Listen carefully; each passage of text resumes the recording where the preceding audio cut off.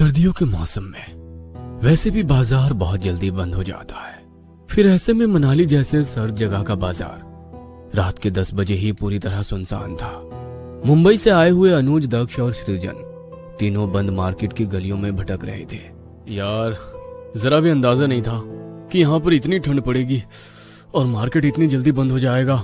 हाँ यार, कहीं से भी बस शराब का इंतजाम हो जाए तो मजा आ जाए। यार, पिछले 1 घंटे से हम लोग गलियों की खाक छान रहे, मगर यहाँ पर कहीं भी कुछ नहीं मिला। शराब ना सही, बस शबाब का बंदोबस्त हो जाए, बस शरीर को गर्मी चाहिए। कहते हुए वो जोर जोर से हंसने लगा। साले, तू नहीं सुधरेगा, हर वक्त तुझे एक ही चीज की तलाश रहती है। तभी अनुज को ऐसा लगा कि किसी ने उसे पुकारा। अनुज, कहाँ जा रहे हो? मैं तुम्हारा इंतजार कर रही हूँ। वो आवाज इतनी मनमोहक थी कि अनुज उस आवाज में खो गया। उसे होश ही नहीं रहा कि उसके दोस्त उसे छोड़कर आगे निकल गए हैं।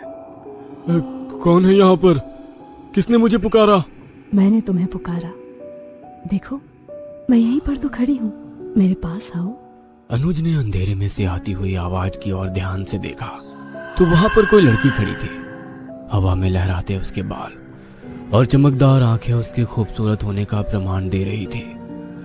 हवा में उसका दुपट्टा उड़कर उसके चेहरे पर आ रहा था। अनुज बिना कुछ सोचे समझे उसकी ओर बढ़ने लगा। कौन हो तुम? और रात गए यहाँ अंधेरे में क्या कर रही हो? यहाँ अंधेरे में? यहाँ तो मैं तुम्हारा इंतजार कर रही थी। तुम्हें ठंड लग रही है ना, तो तुम्हें गर्मी देने के लिए मैं आई हूँ। आओगी? मेरी बाहों में आ जाओ। आओ अनुज। अनुज को कुछ समझ में नहीं आया और वो उस लड़की के और करीब चला गया। मगर जैसे ही वो लड़की उसकी बाहों में आई, हवा के झोंके से उसका दुपट्टा उड़कर पास के पेड़ में अटक गया। क्या आप ये दुपट्टा निकाल कर देंगे मुझे? हाँ हाँ, क्यों नहीं। कहते हुए अनुज ने जैसे ही पेड़ पर से उसका दुपट्टा हटाया, आसमान में तेज बिजली चमकी और उस लड़की का चेहरा अनुज को नजर आया। उस लड़की का भयानक चेहरा देखकर अनुज ठंड में पसीना पसीना हो गया। उस औरत का पत्थर से कुचला हुआ चेहरा बहुत ही भयानक लग रहा था। सर पर से बहता हुआ खून, बाहर निकली हुई आंख और उल्टे पैर। यह नजारा किसी की भी चलती हुई सांसों को रोकने के लिए काफी है। कौन हो तुम?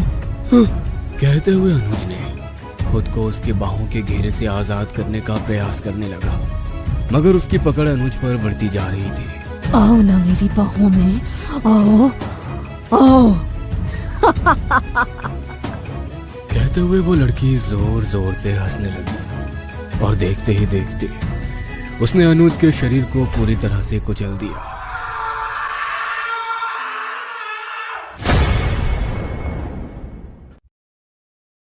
अगली सुबह मनाली के बाजार में हड़कंप मचा हुआ था।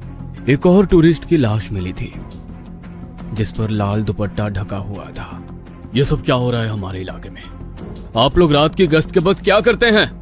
आप में से किसी ने नहीं देखा कि उस लड़के के साथ क्या हुआ? सर, आप हमारा यकीन करिए, हमें कुछ नहीं पता। हम पूरी रात उस इलाके में ही थे, मगर हमने कुछ नहीं देखा। मुझे कुछ भी नहीं पता। कह देने से सब कुछ सॉल्व नहीं हो जाता। मेरे ऊपर कितना प्रेशर है आपको अंदाजा नहीं है। इस तरह से टूरिस्ट की मौत से प्रशासन का भी दबाव है हम पर। यह इस साल भर में ये चौथी घटना है। लोग मनाली आने से डरने लगेंगे। हमें जल्द ही कातिल को ढूंढना होगा। मगर सर, हमें किसी भी मौत में कोई क्लू नहीं मिलता सिवाय लाल दुपट्टे के। सर, मुझे तो लगता है किसी आत्मा वात्मा का चक्कर है। क्या आप बकवास कर रहे हो? जाओ, चारों केस की फाइल को लेकर यहाँ आओ, कुछ तो कॉमन होगा। इंस्पेक्टर के मांगने पर हवलदार वो केस फाइल लेकर आ गया। इंस्पेक्टर ने गौर से पूरी फाइल को देखा। उन्हें एक बात कॉमन समझ आई कि चारों भाई प्रोफेशनल सीए थे। जब उन्होंने और जांच की तो पूरा कच्चा चिट्ठा परत दर परत खुल गया। देखिए, आपके दोस्त अनुज के साथ जो कुछ भी बहुत बुरा हुआ, मगर क्या आपको पता है दक्ष, अब अगली बारी आपकी है। मेरी बारी? क्या कहना चाहते हो आप? जानबूझकर अनजान बनने की कोशिश मत करो। सारी सच्चाई बता दोगे तो बच सकते हो, वरना तुम्हें तो हकीकत पता ही है। सर, मैं सच कह रहा हूँ, मुझे कुछ भी नहीं पता। हम लोग तो एक फार्म के ऑडिट के लिए आए थे। देखो दक्ष, पहले खून प्रशांत का हुआ, दूसरा अक्षत, तीसरा मोहित और अब चौथा अनुज। और अभी फाइल चेक करते हुए मुझे पता चला कि इन चारों के साथ तुमने भी दिल्ली यूनिवर्सिटी से सीए किया है और तुम सब 2 साल पहले यहाँ आ चुके हो। उसके बाद किसी ने तुम्हें काम के सिलसिले में यहाँ बुलाया और सिलसिले बार मौत हुई है। जब पहली बार तुम यहाँ आए थे उससे कोई ना कोई कड़ी तो जुड़ी है जो तुम्हें यहाँ पर बुलाकर मौत के घाट उतार रहा है। इंस्पेक्टर की बात सुनकर दक्ष का चेहरा पीला पड़ गया। वो जमीन की ओर देखकर अंगूठे से जमीन को रेत रहा था। वो कुछ बताना चाहता था मगर मुंह से शब्द नहीं निकल पा रहे थे। अंगूठे जमीन में खोदकर कोई राज बाहर नहीं आने वाला है। अपने मुंह से फटाफट बताओ। दक्ष सृजन की ओर देखने लगा। सृजन भी हैरानी से दक्ष को देख रहा था और वो बोला, दक्ष, जो कुछ भी तुम जानते हो सब बता दो। हो सकता है इससे हमें अनुज के कातिल तक पहुंचने में मदद मिल जाए। प्रशांत, अक्षत, मोहित, अनुज और दक्ष 5 लोग ड्रिंक कर रहे थे। ये मनाली जैसे हॉट हिल स्टेशन पर नाइट कितनी बोरिंग है। इससे ज्यादा मजा तो वहाँ दिल्ली में आता है। हाँ यार, एक तो ठंड से हालत खराब है, ऊपर से शरीर भी गर्मी मांग रहा है। साले, तू एक जगह ही क्यों अटका रहता है? वैसे भी तेरे शरीर को बहुत गर्मी मिल गई है। ड्रिंक का ओवरडोज हो रहा है। चलो, मिस्टर कटारे से कल मीटिंग भी है। हाँ यार, ये अनुज पहली बार सच कह रहा है। ज्यादा ड्रिंक होगी तो ऐसा ना हो कि जिस मीटिंग के लिए आए हैं उसे ही अटेंड ना कर पाए। बातें करते हुए 5 उस पब से बाहर निकले। वे लोग कैब का वेट कर रहे थे। तभी एक लड़की कुछ पूछते हुए उनके पास आई। मैं अपने फ्रेंड से अलग हो गई हूँ। मुझे होटल रत्नागिरी तक पहुँचना है। यहाँ पर कोई ऑटो भी नजर नहीं आ रहा है और कैब की बुकिंग भी नहीं हो पा रही है। क्या आप मेरी हेल्प करेंगी? लड़की को देखकर उन 5 की आंखों में चमक आ गई। हाँ, क्यों नहीं, हम भी होटल रत्नागिरी में ही रुके हैं, आप हमारे साथ ही चलिएगा। जैसे ही वे 5 लड़की को लेकर एक रेस्ट हाउस पहुंच गए। रेस्ट हाउस श्री बन्ना उनके क्लाइंट का था। यहाँ पर उन 5 के अलावा कोई भी और नहीं था। अरे, ये हम लोग कहाँ आ गए हैं? हमें तो होटल रत्नागिरी जाना था ना। अरे, हम 5 रत्न तुम्हारे सामने खड़े हैं और तुम्हें रत्नागिरी जाने की पड़ी है।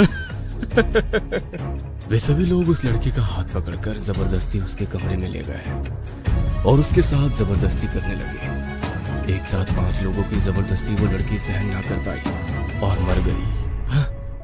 ओह, अब क्या करें? करना क्या है? चलो यहाँ से। अरे, ऐसे ही चले जाएंगे तो पकड़े जाएंगे। इस लाश को ठिकाने लगाना पड़ेगा। 5 उस लड़की की लाश को उठाकर रेस्टोरेंट के पीछे गार्डन में लेकर गए। उन्होंने गड्ढा खोदकर उसकी लाश को गाड़ दिया।